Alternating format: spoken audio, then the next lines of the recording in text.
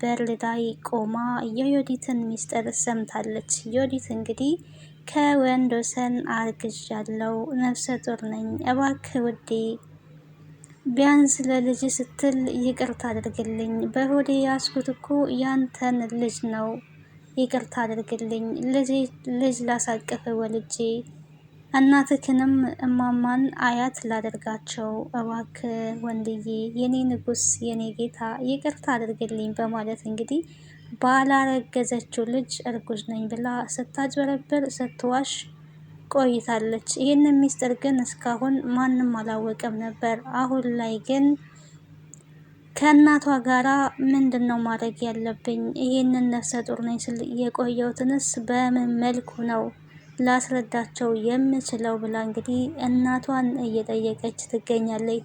እናቷ ወርቄ ደግሞ ቆይ ተረጋጊ፣ በእናትህ ንዴት ተነሳስቼ በድንጋጤ ጽንሱ ጨነገፈ አስወረደኝ ብለሽ ትነግሪዋለሽ እያለች እየመከረቻት ነበረ።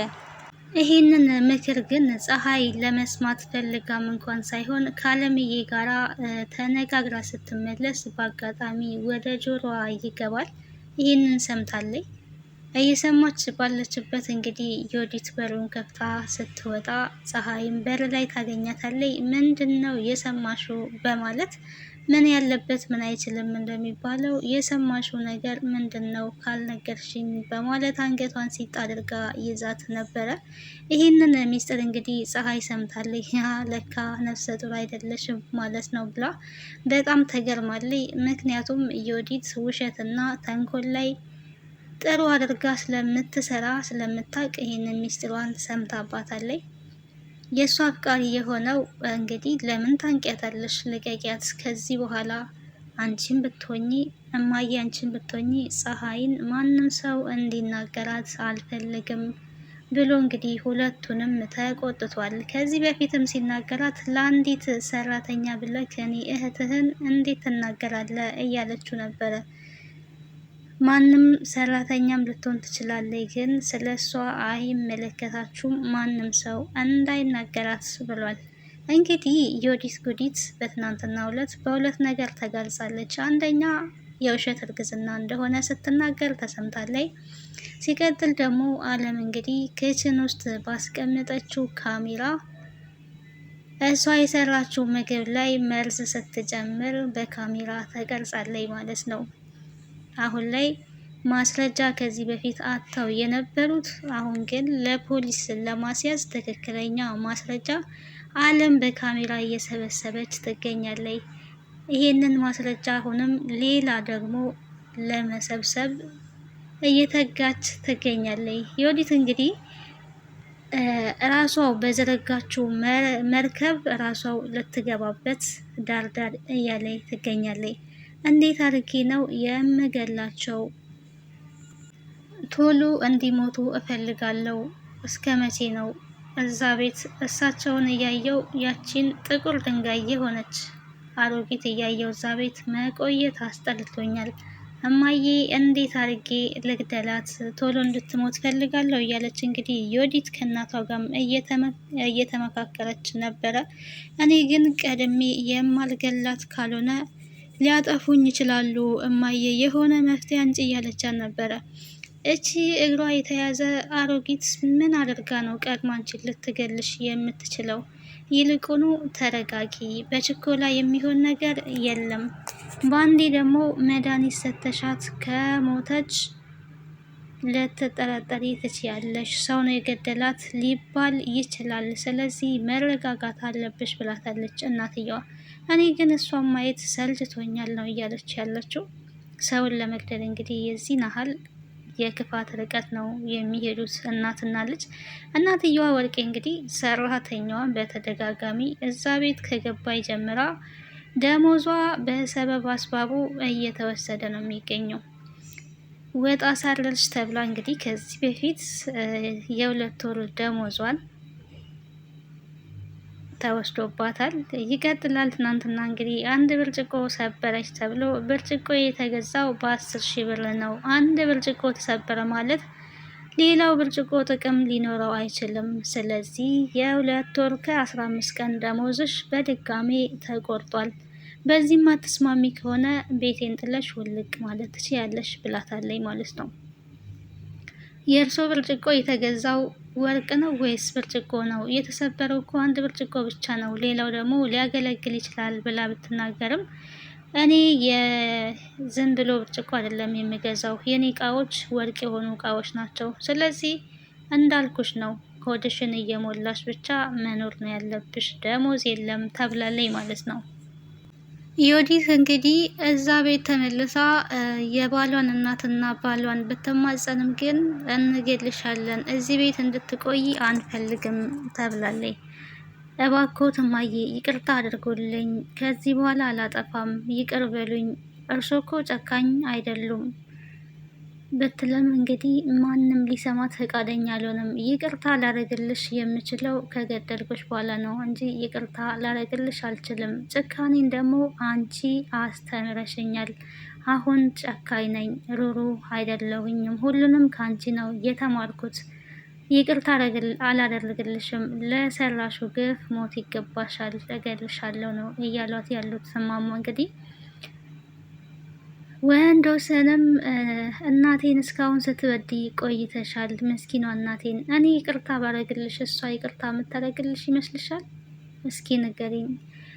ቢያንስ እኔ ይቅር አልኩሽ ይባል እሷ ይቅር የምትልሽ ይመስልሻል? ብሎ ነው የመለሰላት።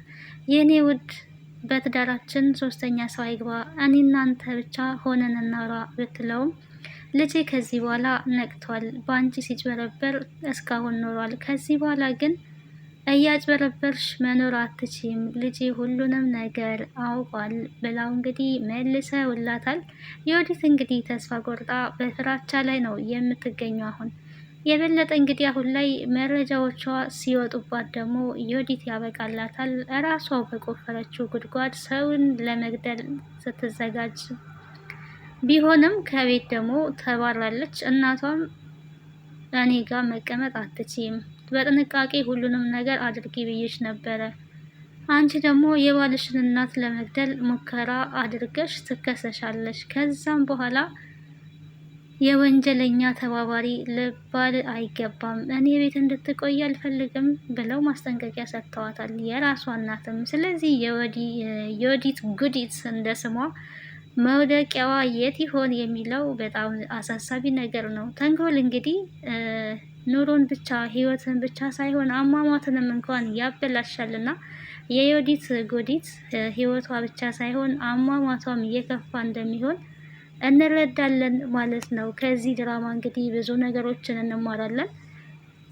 የክፋት ጥግ የምናይበት፣ አንዴ ደግሞ አለም የምታደርገው መልካምነት፣ አለም እንግዲህ ህይወት ለመታደግ የሄደችበት ርቀት የሚገርም ነው። ምክንያቱም በአሁን ሰዓት ላይ ካለ መረጃ ምንም የህግ መፍትሄ ወይ ደግሞ ፍትህ ማግኘት ስለማይገኝ መረጃ ለማሰባሰብ እንግዲህ ካሜራ ክችን ማስገባቷ ይሄ ትልቅ ነገር ነው።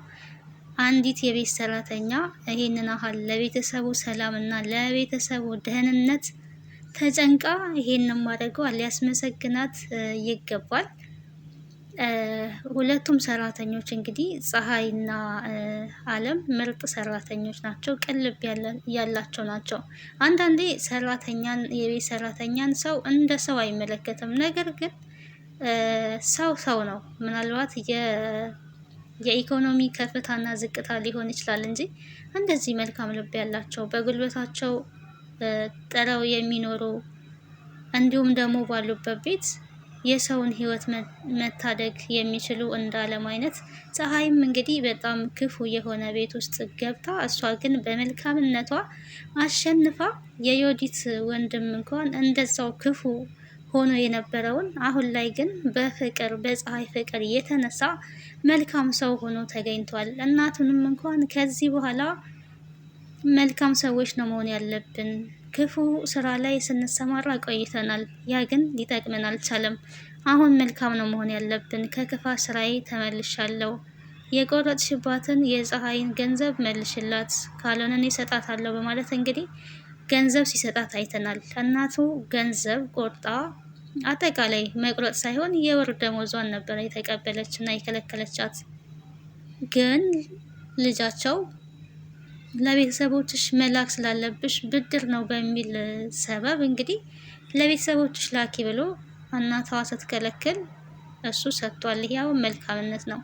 ይህን ሰው ግን መልካም እንዲሆን ያደረገው ፍቅር ነው። ፍቅር ምን ያህል ኃያል እንደሆነ እዚህ ጋር እንረዳለን። በጣም ጨካኝ የሆነ ለሰዎች የማይራራ ክፉ የሆነ ሰውን በፍቅር ምክንያት ፀሐይን ስላፈቀረ ጥሩ ሰው ሆኗል። ፀሐይን እንዳትናገሯት፣ የክፋት መንገድ መሄድ የለብንም እማዬ፣ ከዚህ በኋላ መመለስ አለብን ብሎ እናቱንም ሲመክር አይተናል። እናትየዋ ግን ከክፋቷ ልትመለስ አልቻለችም። ልጄ ግን ምን ሆነክ ነው ልፍስፍስ የሆንከው? እውነት አንተ የኔ ልጅ ነክ? የድሮ ማንነት ከየት ሄደ ብላ ብትጠይቀውም ድሮ የክፋት ማንነቴን አሁን ላይ ትቼዋለሁ፣ በመልካም መንገድ ነው መመላለስ ያለብን እማዬ፣ ይበቃናል ብሏል ማለት ነው። ይበቃናል እማዬ ቢላትም ግን እሷ ግን ለሱ ፊት በቃ ከዚህ በኋላ አልናገራትም፣ የቆረጥኩባትን ደሞዟንም እመልስላታለሁ በማለት ስታስመስል ነበረ። ልጁ ግን ዞር ሲል ነይና ልብሶችን ሰብስበሽ ከቤት ውጭ እያለች እንግዲህ ከቤት ልታባረራት ሻንጣዋን አስይዛት ነበር። ግን ተመልሶ እንግዲህ አሁንም ፀሐይን ቤት አስቀርቷታል ማለት ነው። ከድራማው እንግዲህ ብዙ ነገሮችን እንማርበታለን። ለእናቶች ክብር ይገባል። እናቶች መከበር አለባቸው፣ መወደድ አለባቸው። ከእንደ ዮዲት አይነት ምራት እንግዲህ ይሰውረን ነው የምለው። ሰላም ቆዩልኝ ውዶቼ።